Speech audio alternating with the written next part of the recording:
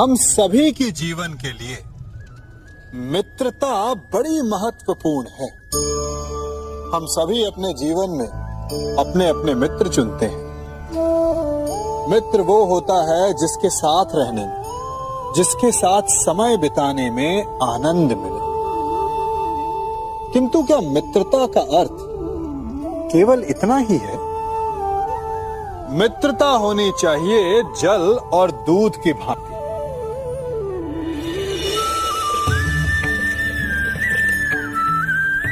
जो एक साथ सदा मिल जाते हैं, एक आकार हो जाते हैं। जब दूध उबलता है तो जल भाप बनकर उड़ता है ताकि दूध का अस्तित्व बना रहे। जब यह मिश्रण उफनता है तब दूध पात्र से पहले गिरता है ताकि वो जल को बचा सके। मित्रता भी इसी प्रकार होती है। किंतु यदि दूध में तनिक भी खटास आ जाए तो वो दूध को फाड़ देती है। ठीक इसी प्रकार यदि मित्रता में संदेह आ जाए तो वो मित्रता को समाप्त कर देता है। इसलिए मित्र बनाएं, किंतु झूठे संदेह से सावधान रहें। आप जानते हैं कि मैं क्या कर रहा हूं? मैं प्रतीक्षा कर रहा हूं कि कब इस वृक्ष पर फल लगेंगे और मैं उन मीठे फलों के रस को चख पाऊंगा। हंसी आ गई ना आपको? आप भी सोच रहे होंगे कि भला कौन सा मूर्ख बबूल के पेड़ को बोकर आम खाने की इच्छा रखता है। यदि कांटे बोए हैं तो फल नहीं, कांटे ही मिलेंगे।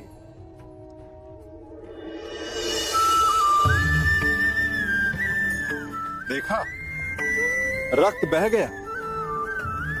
ठीक ऐसा ही हमारे कर्मों के साथ होता है। हमारे बुरे कर्मों का फल कभी शुभ नहीं हो सकता। जो हाथ अस्मिता लूटने को आगे बढ़ेंगे उन हाथों को कटना होगा। जो दृष्टि बुरी बनकर स्त्री पर पड़ेगी उन्हें अनजान नहीं रक्त के अश्रु भोगने होंगे।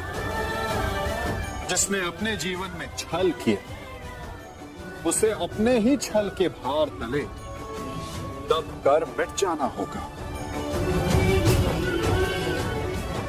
समय रहते जिसकी आंखें नहीं खुली, समय उसकी आंखें बंद कर देता है। इन भिन्न भिन्न प्रकार के पात्रों को देख रहे हैं आप? क्या आप बता सकते हैं कि इन पात्रों में क्या रखा है? आपको लग रहा होगा कि इसमें भिन्न भिन्न प्रकार के द्रव्य है ना? परंतु ऐसा नहीं है। इन सभी में एक ही जल है। देखिए,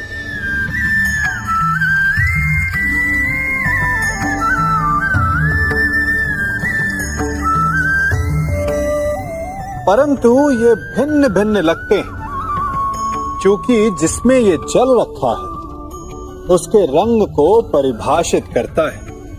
अब यूं समझिए कि इस पात्र में रखा जल हम हैं और ये पात्र वो संगति है जिसमें हम रहते हैं। हमारी संगति के गुण धर्म हमें, हमारे व्यक्तित्व को, हमारे संप्रेषण को बहुत प्रभावित करते हैं। इसलिए अपनी संगति पर जिनके साथ रह रहे हैं उन्हें चुनने में सावधानी बरतें, क्योंकि जल को अपना पात्र चुनने का अधिकार नहीं है, किंतु हमें अपनी संगति चुनने का अधिकार अवश्य है। जब सागर का जल वाष्प बनकर उड़ता है तब वो हमें दिखाई नहीं देता। मेघ उस जल को अपने भीतर छिपा लेते हैं, लंबी यात्रा करते हैं, प्रयास करते हैं कि वो जल सदा उनके भीतर छिपा रहे। परंतु जब वायु का वेग उन्हें उड़ाकर किसी पर्वत से ले जाकर के टकरा देता है तब उन मेघों को बरसना ही पड़ता है, क्योंकि यही नियति है, यही प्रकृति है। क्योंकि जल को सागर में जाकर मिलना ही है। ठीक ऐसा ही हमारे साथ भी होता है। हम सत्य को अपने मन के मेघों में चाहे जितना छिपाने का प्रयास कर लें, परंतु समय की आंधी उसे वास्तविकता के पर्वत से ले जाकर के टकराकर हमारे समक्ष ले ही आती है। जिस भय के कारण आप सत्य को सामने नहीं लेकर आना चाहते, एक दिन वही भय हमारे समक्ष आकर खड़ा हो जाता है और फिर हम लाचार हो जाते हैं, क्योंकि हमने उस भय का सामना करने की तैयारी नहीं की होती। इसलिए सत्य से भागे नहीं, उसे छिपाए भी नहीं, उसे स्वीकार करें। भविष्य की बड़ी विपत्ति से बच जाएंगे।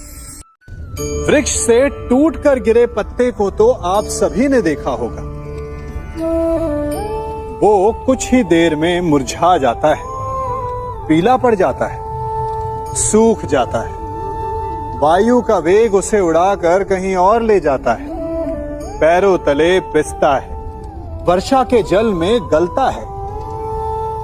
तो क्या यही अंत है? नहीं। इसके पश्चात क्या होता है वो विचारणीय है। एक पत्ता गलकर, सूखकर, पिसकर उसके अवशेष धरती में रिसते हैं और खाद बनते हैं, और उसके पश्चात वो खाद पेड़ की जड़ों में जाकर मिल जाता है और नवजीवन देता है एक और नए पत्ते को।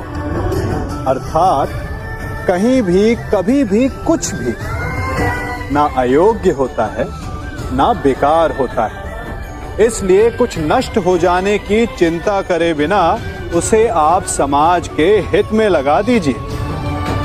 विश्वास कीजिए, वो वस्तु, वो प्रयास कभी नष्ट नहीं होगा।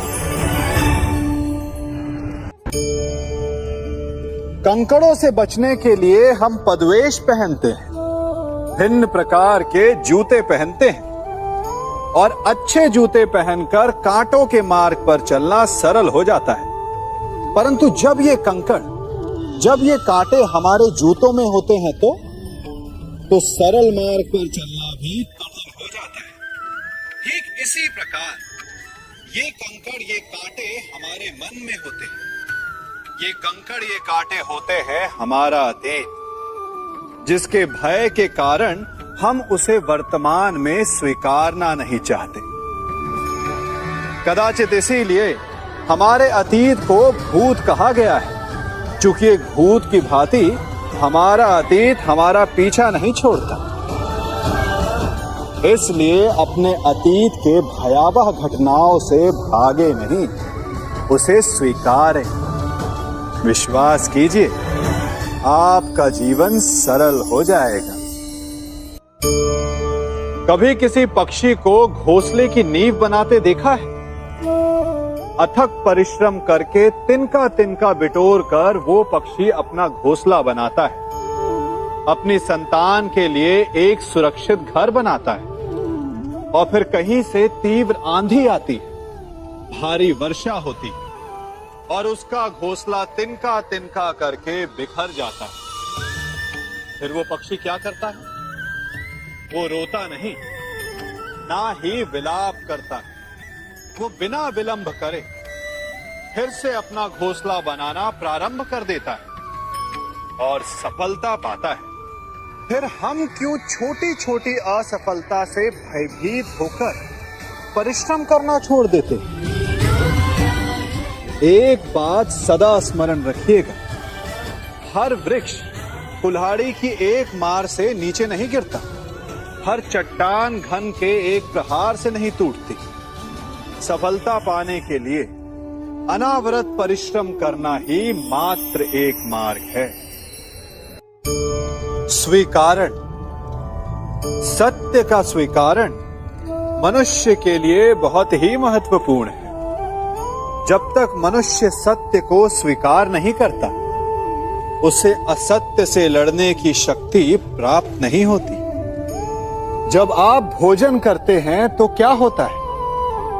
आपका पेट स्वीकारता है कि वो भर चुका है और आप भोजन करना बंद कर देते हैं। जब आपको निद्रा आती है तो क्या होता है? आपका मन स्वीकारता है कि आपका शरीर थक चुका है और उसे विश्राम की आवश्यकता है।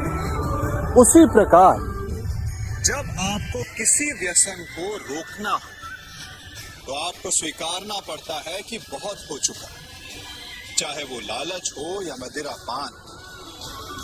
उस व्यसन का त्यागना तभी प्रारंभ होता है जब आप ये स्वीकार कर लेते हैं कि आप उस व्यसन के बंधक हैं।